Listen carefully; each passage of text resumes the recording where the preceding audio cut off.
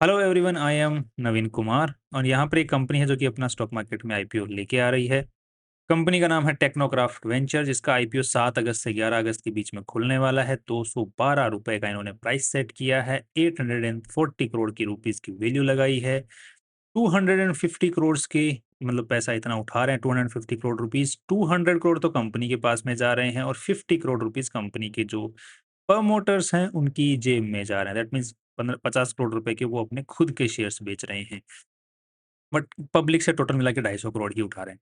Next यहाँ पर company करती क्या है, तो कंपनी गवर्नमेंट के प्रोजेक्ट्स लेती है जिसके अंदर में सीवेज लाइन बिछानी हो या फिर वाटर ट्रीटमेंट के प्लांट लगाने हों या फिर रोड बिछानी हो। तो गवर्नमेंट के जो प्रोजेक्ट्स हैं वो लेती है और मोस्टली जो है वाटर एंड वेस्ट वाटर जो मैनेजमेंट सिस्टम होता है, इंफ्रास्ट्रक्चर डेवलपमेंट करने के सिस्टम्स होते हैं, उन पे काम करती है।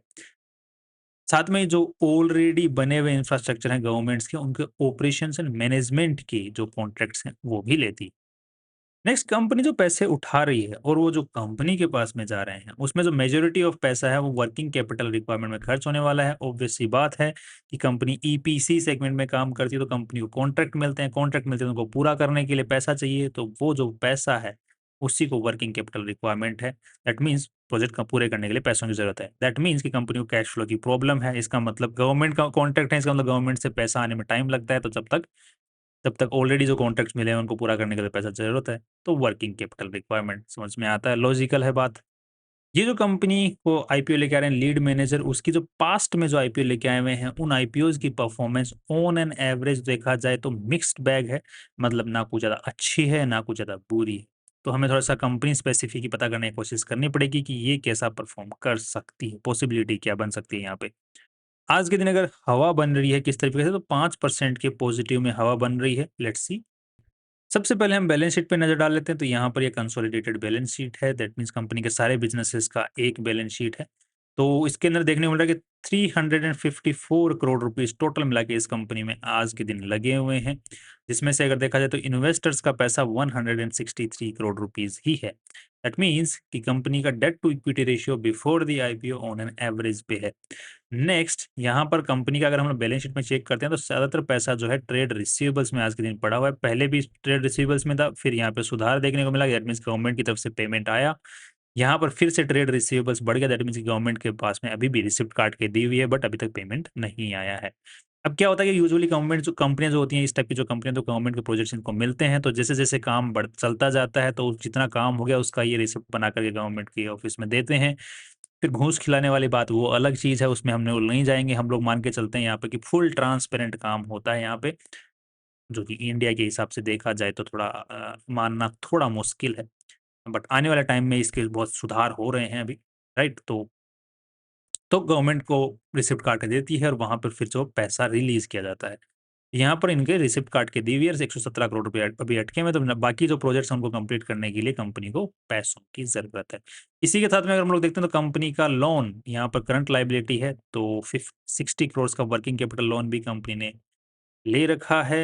एंड लॉन्ग टर्म लोन की बात करते हैं, लॉन्ग टर्म लोन भी 29 करोड़ का ले रखा है, जो कि ज़्यादा कुछ खास नहीं है। That's fine again. नंबर्स की बात करते हैं तो यहाँ पर कंपनी 226 करोड़ का रेवेन्यू किया, यहाँ पर 280 करोड़ का, यहाँ पर 344 करोड़ का रेवेन्यू किया। दैट मीन्स ग्रोथ अच्छी है। कंपनी को जो प्रोजेक्ट मिल रहे हैं उनको काम को करने में कंपनियाँ थोड़ी-सी मतलब आनाकानी नहीं बरत रही, ठीक है। नेक्स्ट, कंपनी जो नेट प्रॉफिट कमा रही है that is 40 crore rupees. That comes around 11 to 12% जो नेट प्रॉफिट है वो रेवेन्यू का कंपनी निकाल पा रही है। पिछले साल का अगर देखा जाए तो यहाँ पर कंपनी पिछले साल 10% तक निकाल ले पा रही थी।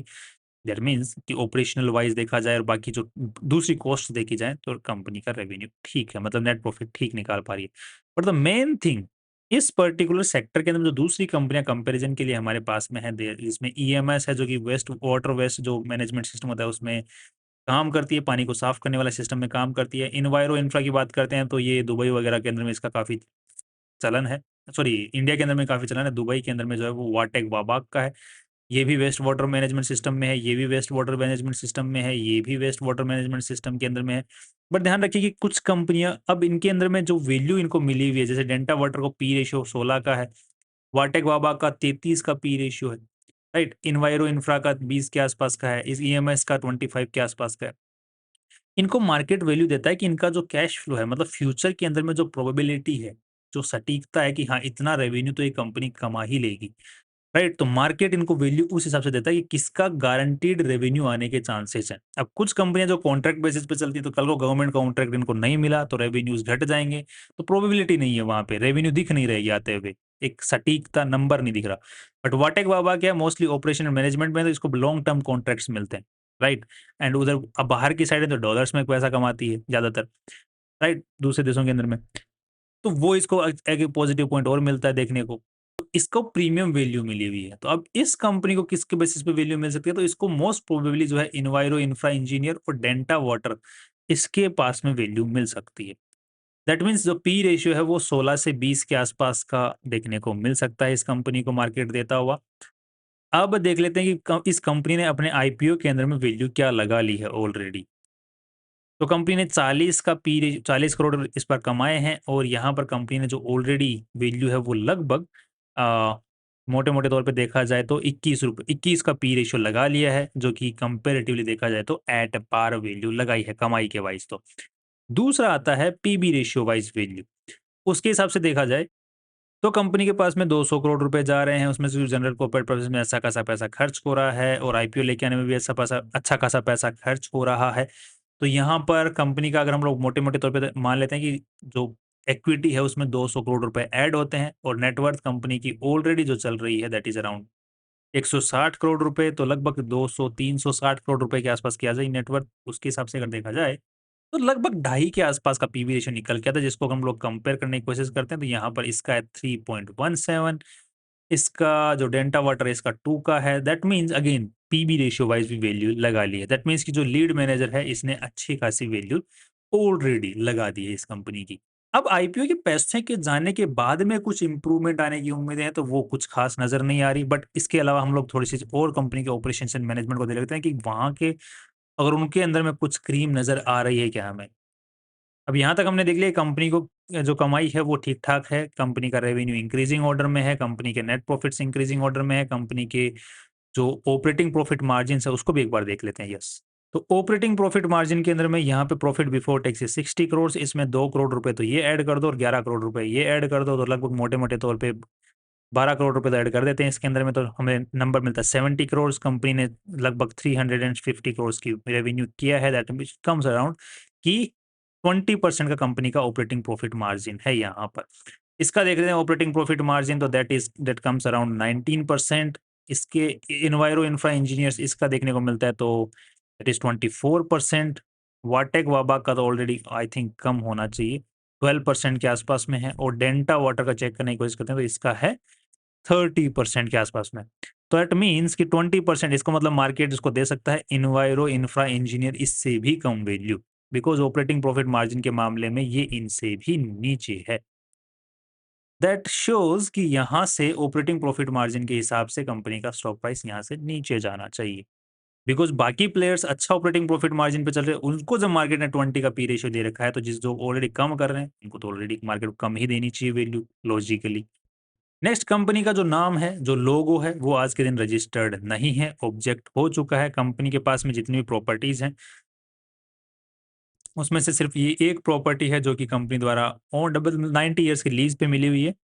बाकी सब कुछ रेंट पे है, और लॉजिक भी यही बनता है कि कंपनी को रेंट पे ज़रूरत है, तो रेंट पे लेने की ज़रूरत है। जो खरीदने की वैसे भी प्रॉपर्टीज़ की ज़रूरत नहीं है, so that's not a negative point over here. It's kind of fine thing. ये ऑन ग्राउंड कंपनी के जो काम-काज चलते रहते हैं, जो उनको आप लोग देख सकते हैं। कंपनी को सबसे ज़्यादा जो ऑर्डर मिलते हैं, वो राजस्थान के अंदर में देखने को मिलते हैं, और यहीं पे प्रोजेक्ट सबसे ज़्यादा कंप्लीट कर रही है। 2025 में भी यहीं पे थे, 2026 में भी यहीं पे कंप्लीट किए हैं। उसके अलावा यूपी में भी थोड़ा बहुत इनका दबदबा है। बट वहाँ पे 2024 के मुकाबले अगर देखा जाए तो नंबर्स में रिडक्शन देखने को मिला है। कंपनी का मोस्टली जो रेवेन्यू आता है वो water and waste water infrastructure work से ही आता है, जो कि मैंने आपको शुरुआत में बताया था। अब यहाँ पे एक समझने वाली बात है कि कंपनी जो है खुद अपने बेसिस के ऊपर में भी जो है कॉन्ट्रैक्ट्स के लिए बिडिंग करती है, एंड कुछ जो हैं वो वेंचर कैपिटल जो वेंचर पार्टनर्स होते हैं, मतलब 2 का 3 कंपनी आपस में मिल के वेंचर एक कंपनी बनाते हैं, फिर उसके थ्रू बिडिंग चलती है। कि कई बार क्या होता है, बड़े प्रोजेक्ट्स होते हैं तो जो गवर्नमेंट होती है उनको गाइडलाइंस होती हैं कि इतना बड़ा आपका साइज़ होना चाहिए, लाइक दैट। कंपनी की हर साल की जो बिडिंग है वो मतलब बढ़ रही है, दैट इज वो भी सोलो बेसिस के ऊपर में, दैट इज नाइस। यहाँ पे अवार्ड भी जो हुए हैं, 5 अवार्ड हुए हैं, उससे पिछले साल 5 अवार्ड हुए हैं, उससे पिछले साल 3 अवार्ड हुए हैं। इस साल जो अभी तक जुलाई निकल गया, एक भी अवार्ड नहीं हुआ। दैट मीन्स कि प्रोजेक्ट्स को दिक्कत आ सकती है, बिकॉज़ आए आ ही नहीं रहे प्रोजेक्ट, तो फिर दिक्कत हो सकती है आगे। जब रेवेन्यू कहाँ से आएगा, तो रेवेन्यू में डिक्रीज़, तो इसीलिए मैंने बोला कि मार्केट को फ्यूचर रेवेन्यू आता हुआ दिखना चाहिए, उसके हिसाब से कंपनी को वैल्यू मिलती है। यहाँ पे वो दिक्कत देखने को मिल सकती है। दैट मीन्स मार्केट इसको डिक्लाइनिंग वैल्यू दे सकता है based on this as well. बात बोल रही है कि जो हमारा ऑनगोइंग जो जो प्रोजेक्ट्स हैं, उनके हिसाब से ये मतलब अंदाज़ा लगा पाना कि फ्यूचर में इतना ही रेवेन्यू आएगा, वो थोड़ा-सा गलत इंडिकेटर हो जाएगा। क्योंकि हम लोग रिक्वेस्ट डालते रहते हैं कि इस काम को थोड़ा-सा और लंबा चलेगा, थोड़ा और पैसे लगेंगे, तो वो रिक्वेस्ट हमारे जो गवर्नमेंट अथॉरिटीज़ और हमारे बीच में चलती रहती है, तो गवर्नमेंट जो पहले इनिशियली 50 करोड़ का होता है, वो 100 करोड़ का शिफ्ट हो जाता है। इसलिए इस बेसिस पे हमें जो है वो वैल्यू ना दी जाए, कि इतने का ही वैल्यू का ऑर्डर्स है हमारे पास में। नाउ एवरेज जो इंडियन है वो समझ गया होगा कि हाँ, 50 करोड़ का प्रोजेक्ट 100 करोड़ का तो पता ही नहीं चलता कब हो जाता है। सो अब फाइनल व्यू जो कंपनी के बारे में बन रहा है, वो लिस्टिंग गेन को लेकर के मेरा तो कुछ खास नहीं बन रहा है। एंड जो ऑलरेडी अच्छी खासी वैल्यू जो लीड मैनेजर है उन्होंने लगा दी है कंपनी की, ज़्यादा ही लगा दी है, मुझे ऐसा लग रहा है। एंड शॉर्ट टर्म के अंदर में अगर ये पूरा सेक्टर चलता है, तो इसको थोड़ा-सा कम जो मार्केट हो सकता है, थोड़ा मुझे लग रहा है लैगिंग करेगा, मतलब इसको इनमें और भी पीछे रखेगा, राइट? तो लॉन्ग टर्म का व्यू इस प्राइस के हिसाब से I am not positive as of today. Short term में I am not positive, and listing gain के हिसाब से भी अभी आई एम नॉट पॉजिटिव। आने वाले जो रिज़ल्ट होंगे उनमें देखेंगे, बट अभी जो डेटा सामने है उसके हिसाब से long term, short term view बनाना अभी ठीक नहीं है। लिस्टिंग का व्यू तो हवा भी ठीक-ठाक, अभी तो आज के दिन तो हवा भी कुछ खास नहीं बन रही है, और डेटा को देखते हुए हवा बनने के चांस भी नहीं नज़र आ रहे हैं। So that's all my view about this, and finally see you tomorrow.